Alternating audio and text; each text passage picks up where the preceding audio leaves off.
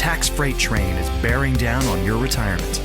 To protect yourself, you'll have to harness the power of zero.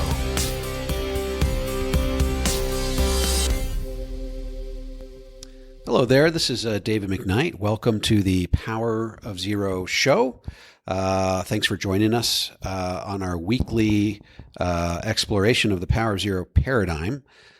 Today we are going to talk about 15, it's actually going to be divided between two podcasts. We're going to discuss 15 things that you should know about Roth IRAs that maybe you don't know about Roth IRAs. So these are, Roth IRAs seem on the surface to be very simple propositions. You use after-tax dollars, the money grows tax-free, you take the money out tax-free, but there are a number of pitfalls that can foil this wonderful tax-free alternative for you. So let's dig in. I think we can get through probably the first 8 today, and then next week we'll talk about 9 through 15. First of all, let's define what a true tax-free investment is. A true tax-free investment is going to meet 2 basic tests. The first test is that they have to be free from every type of tax that we're talking about. And when I say free from every type of tax, we're talking free from federal tax, free from state tax, free from capital gains tax. I often like to pick on municipal bonds because municipal bonds hold themselves out to be tax-free, but when you really dig into it, they're not really tax-free because they're not free from those 3 taxes we talked about. For example, municipal bonds are free from federal tax, but they're not always free from state tax. You have to buy them from the state in which you live. And if you were to buy municipal bonds in the form of a mutual fund and that mutual fund were to appreciate in value and you sold it at a gain, you would have to pay capital gains tax on that mutual fund. So municipal bonds aren't truly tax-free. The second thing I'm looking for in a true tax-free investment is it can't count as provisional income. It can't count against the thresholds which cause Social Security taxation. And when you take interest off your municipal bonds, that does count as provisional income. It could potentially cause your Social Security to be taxed.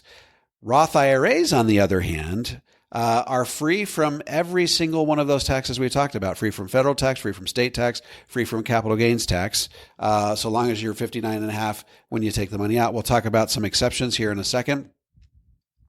Also, when you take money out of your Roth IRA, it does not count as provisional income. It does not count against the thresholds, which cause Social Security taxation.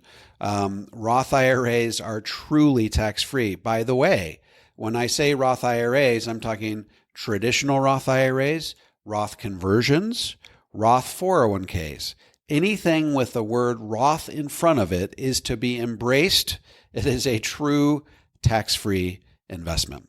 Now that we've established that Roth IRAs are desirable and admirable and something that we should have as part of our portfolios and part of our tax-free retirement plan and retirement, let's talk about all of the bugaboos and the gotchas and all of those different pitfalls that you can fall into. First of all, you can't make unlimited amounts of money into a Roth IRA. This is not a rich person's investment. I'm talking about a traditional Roth IRA. What do I mean by that? Well, what the IRS is going to do is look at your modified adjusted gross income. And if your modified adjusted gross income for a single person is between $122,000 and $137,000. That's 2019 numbers, by the way.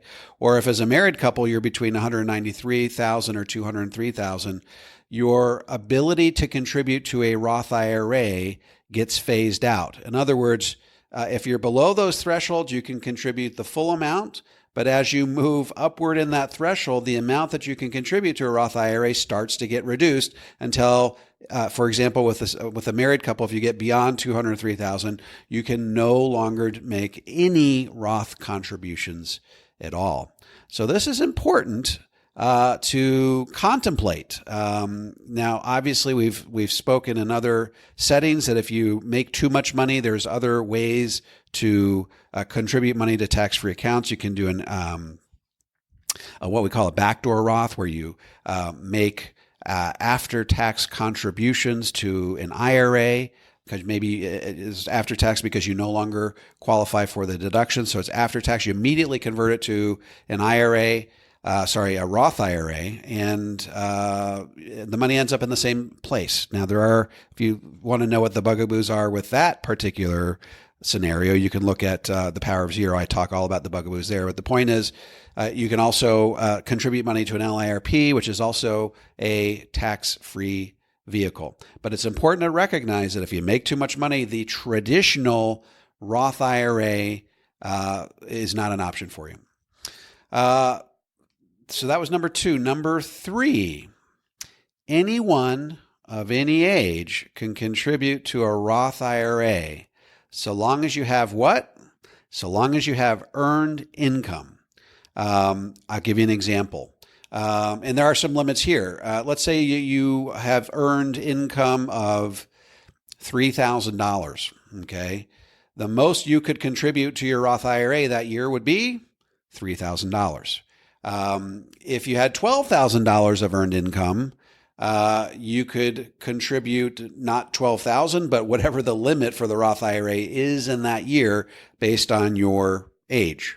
And we'll get to what those contribution limits are here in a second. So you have to have earned income if you want to contribute to a Roth IRA. So for example, if you're in retirement, you're drawing from a pension, Social Security, taking RMDs from your IRA, you cannot contribute to a Roth IRA. The only exception to that, and I realize you guys are getting a lot of other little side bonus details about the Roth IRA. The only exception to that is if you have alimony. So for example, if you're retired, you're not working, you don't have earned income, you're taking money out of your pension, Social Security, RMDs from your IRA, and you have alimony, that actually qualifies you to contribute to a Roth IRA. Little known detail, pretty obscure, but true nonetheless. All right, number four things you should know about a Roth IRA, contribution limits. Now, this is surprising because I get to give my workshops all across the country. I routinely ask rooms full of people, what are Roth contributions for 2019? And this is even rooms full of financial advisors, mind you. And I get all sorts of crazy guesses. So this is something that we should know, whether we're advisors or just preparing for retirement as part of the general public. If you're younger than age 50, for a traditional Roth IRA contribution in 2019, it's $6,000 per year. If you are over age 50, you have a catch-up provision, which throws an extra $1,000 in there. So you can do $7,000 for you, $7,000 for your spouse. And really, the earned income is calculated per household. So if you have $12,000 of earned income in your household, you could do $12,000 between the two Roth IRAs. If you have $14,000 of earned income, you can do $14,000 from into your Roth IRA, $7,000 for each of you. Let's talk about the Roth 401k. Roth 401k has different contribution thresholds. For someone that's younger than 50, you can do, in 2019, you can do $19,000 per year. For someone who's older than 50, you can do $25,000 per year. So a nice round number there. Now let's get to number 5 because there's some interesting things that can be done here. Number 5 of little known details about the Roth IRA is that you can do both a traditional IRA and a Roth 401k all in the same year. So if, for example, you're above age 50, you can do a traditional Roth IRA where you put in $7,000. You can do a Roth 401k where you're putting in $25,000, which is for a total of $32,000. And guess what?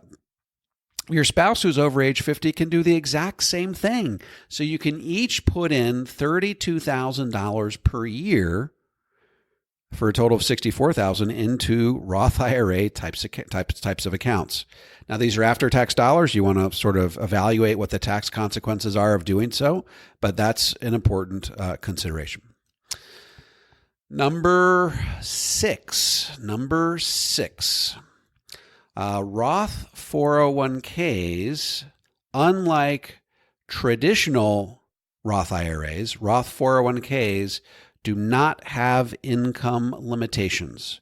If you have a Roth 401k that's available to you at work, you are not constrained by income limits. So this is a great alternative for people who do not have a traditional Roth IRA available to them because of their income thresholds. You can make more than that $203,000 in modified adjusted gross income as a married couple and still contribute to a Roth 401k. So that's an important option for people who make lots and lots of income. Number 7, Roth conversions do not have income limitations. I often make this example. If Bill Gates somehow had been able to accumulate, $10 million into an IRA, and yet he's making his modified adjusted gross income were $10 million in a given year, that does not prevent him from converting all of that money in that year. Okay, so Roth, in fact, I would suspect that the IRS loves it when rich people do Roth conversions and the money gets taxed at their highest marginal tax bracket. I would imagine that they love it. So if you are at a high marginal tax bracket, you really have to evaluate whether you want to be paying tax at 37%, throw in another, let's call it 8% for a total of 45%. Does it make sense to do Roth conversions now? Maybe it does, because maybe you have so much money in your IRA that if you don't convert it, required minimum distributions alone will put you in a high marginal tax bracket. But so you just have to be very, very careful that this is an alternative that's available to pretty much really everybody out there. There's no income limitations. You just have to really ask yourself, is it worthwhile? All right. Getting into some obscure, nonetheless important type of stuff here. Okay. Number 8, Roth conversions do not count towards your modified adjusted gross income threshold of $203,000. Remember what we said. We said that you cannot contribute to a Roth IRA if your modified adjusted gross income is greater than $203,000 as a married couple, $137,000 as a single couple. If you, in any given year, were to say convert $100,000 to your Roth IRA, that $100,000 conversion does not count towards that modified adjusted gross income threshold of $203,000. This is obscure, but it's an important thing, because a lot of people say, hey, look, if I'm going to be doing all these Roth conversions, you're going to eliminate my ability to do a traditional Roth IRA contribution in that year, and that's just not the case. So that's an important but obscure rule that will likely come into play if you are doing Roth conversions in any given year. That's all we have time for today. Be sure to tune in next week, and we will go through the remaining things that you need to know about the Roth IRA. Once again, if you want to subscribe to our show, you can do so through iTunes, YouTube, Pandora, Spotify, any of a dozen different places. And of course, we have resources at davidmcknight.com if you want to find someone to help you navigate all of these pitfalls to help you get to the 0% tax bracket. Thanks for being with us, and we will look forward to talking to you next week.